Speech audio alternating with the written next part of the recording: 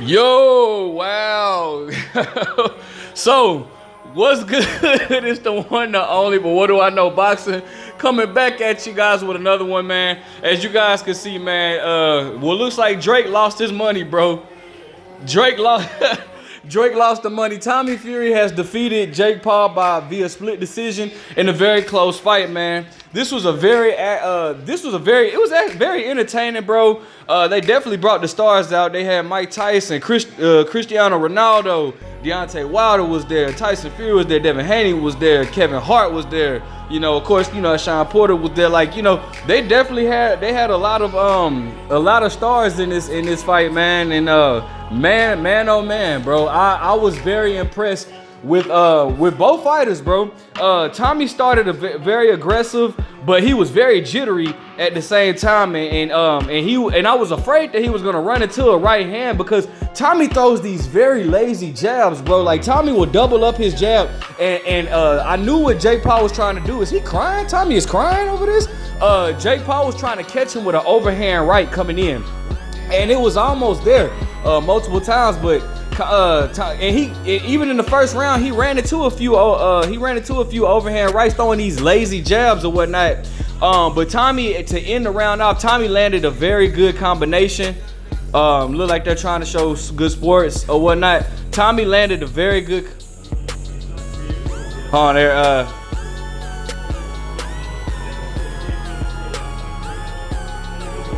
Tommy, my bad. But yeah, Tommy landed a very good combination to end off the round. Round two, you know, Tommy's movements was giving Jake Paul a lot of issues. And I want to give a shout out to Sean Porter for actually pointing that out. A lot of people don't realize when fighters move, a lot of people, you got these professional analysts that don't know how to break it down. They, oh, he's running. No, what you're doing is you're creating openings, and you're also causing confusion to your opponent or whatnot. So I want to give Sean Porter I appreciate how he broke that down or whatnot. But Jake Paul was continuing to try to time Tommy coming in with his overhand right, but he just couldn't land it at times. Tommy knew it too, like because Jake was starting to telegraph it a lot, and Tommy knew what to expect on coming in. But Tommy, like he so stiff in his double jab, he leaves himself right there to be hit. Tommy has a lot of stuff to work on. But in round three, Tommy stopped his movements, and he was getting caught with Tommy is really crying over this. This is crazy. He crying like he won a world title for real, bro. Don't forget, this is the same YouTuber that you said doesn't belong in the ring with you. But okay, you know, shout out to Tommy Fury anyways on the victory. But anyways, man, Tommy stopped throwing, and that gave Jake Paul a lot of it gave Jake Paul some momentum. My bad, I can't record while they're talking. Okay, here we go. Jake Paul. So give me 1 second. So of course I couldn't record while Jake Paul. You know, YouTube they be on it. But anyways, in round four, Tommy. So round three, like I said, Tommy kind of stopped his movement and was giving Jake a chance. Jake was landing some nice combinations. That hook was landed for Jake. The left hook was landing for Jake as well. Round four, Tommy started landing rights on Jake a lot, pushing Jake back. Like Jake would do this thing like it was like at first, like in the beginning when Tommy was coming in, Jake was trying to time him with his left, with his overhand right. But it was like some points Jake would Tommy would double jab his way in, and Jake would like kind of freeze up and kind of like kind of drop his knees a little bit and freeze up, and that's what allowed Tommy Fury to land that right hand on top of Jake or whatnot. But Jake was, I was looking for Jake to switch up his combinations because Jake was doing the same thing all night. He would throw the 1-2, like if it wasn't overhand rights, he would throw the 1-2 to the body and then hook up top. And I was wondering, like, damn, Jake, like, you got to switch it up, bro. Like, come on, man. Like, this is not These are not these little cab drivers you're fighting. You can't be, you know, when you're in there with somebody that has even a little bit of experience, you can't just do the same thing over and over and not expect them to catch on to it. You know, like I said, when Tommy Fury Tommy Fury made tons of mistakes that Jake really, once he watches this, because they're gonna have a rematch clause. Jake has a rematch clause. He's gonna exercise his rematch clause. He really needs to study this because Tommy makes a lot of mistakes coming in. But I was wondering why Jake wasn't trying to mix it up. He was just doing the same thing over and over. Round 5, Jake got a point taken away.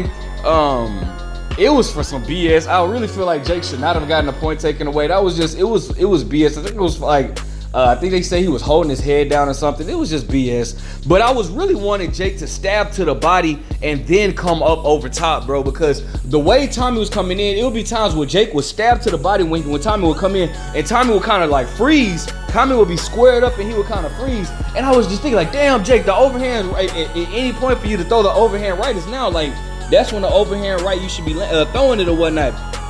But Jake didn't, for whatever reason, man, he just didn't let it go, man.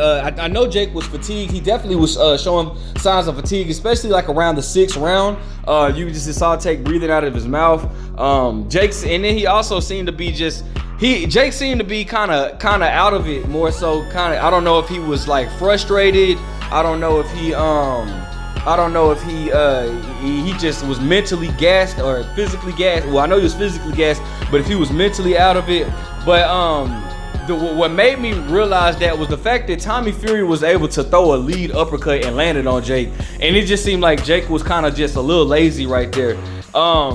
But again, bro, then, you know, Tommy would follow up with the double jab, but Tommy really needs to work on bringing his hands back with the jab. He'll throw a jab and then leave it out there, like leave his hand out there and then come in with his chin right in the air, bro. All it's gonna take is for Jake to practice on timing that. Cause I mean, seriously, bro, like when you throw it, it's good to throw a double jab to close the distance, but when you throw it, you want to throw it. He was throwing his hands low, cause what he'll do when he'll come in, Jake will go. When he'll throw the jab, Jake would bend his knees and crouch and get low, and then that would cause and Jake wouldn't back up. So Tommy would I didn't see why Tommy kept he was smothering himself almost, because he would throw the double jab. He'll throw the jab and then throw another one and step all the way in. But Jake, it's not like Jake was backing up. You want to throw the double jab, and when you throw the double jab, you want to step in when your opponent's trying to back up. But Jake was crouching low, and Tommy would just throw the double jab and come in behind the double jab while Jake was just crouching low. And that's why Jake was trying so hard to throw the overhand right, but he just couldn't time Tommy coming in or whatnot. But Tommy would leave his chin right there, and his chin would be in the air, and his jab would be like his jab would not come back to his head. He would just leave his jab there or whatnot. It was annoying to see, man. Tommy definitely needs to work on that. But round 7, you know, the double jab and the right hand was starting to land more and more for Tommy Fury. I think Tommy had got a point. Tommy, the next round, the round after Jake got, I think it was round 7. Tommy had got a point deducted for whatever reason. I mean, the referee wasn't really a good ref to me in there. But Tommy had a cut due to I think it was a headbutt. But I was wanting Tommy to go to the body more. Jake was exhausted at that point. Tommy should have been pressing more to the body, bro. Throwing the right hand to the body more. I would like to see that instead of him headhunting so much. And then in round 8, the last round, actually Tommy was coming in, and Jake again coming in with his head up, right? And Jake landed a jab that caught Tommy, you know, caught him off balance, and Tommy slipped, and, you know, Tommy was dropped or whatnot. And it was a legitimate knockdown. Tommy tried to argue with it, of course, but it was a legitimate knockdown. But ultimately, you know, he got back up. He tried to press the action some more. Both fighters were fatigued, especially by the 8th round. And you know, but then of course, Tommy ends up getting a split decision victory, man. So shout out to Tommy Fury for that, man. Listen, I think that these guys are matched for each other, just based off of the fact that I don't see Tommy. Tommy has a lot of things to work on. If he wants to step up to that elite level. especially at 175. So I don't see Tommy making it to that point. I think this will probably be the biggest moments in both of their boxing careers. I'm not throwing shade. This is just me being honest. I would like to see a rematch. I would love to see a rematch. I think this was an entertaining fight for the occasion. I think that both fighters made tons of mistakes. Both fighters will watch this fight and look at the things that they need to work on. Tommy Fury more so needs to work on you want to double jab and close the distance when your guy's stepping back. But when your guy's crouching the way Jake Paul was, I didn't understand why Tommy kept coming in off of that double jab, and he's leaving himself open to be hit with that overhand right. And his chin is in the air, and he leaves his jab, his lead hand, the hand that he was jabbing with, he leaves it there. Jake Paul needs to work more so on setting up punches and stop doing the same thing over and over. He also needs to work on his foot movement as well. But it's a lot more things they need to work on, but I'm running out of time, you guys. So let me know what you guys think about Jake Paul, Tommy Fury. Who do you see winning the rematch? Do you want to even see the rematch? Is this the end of Jake Paul? Like, comment, subscribe. But what do I know?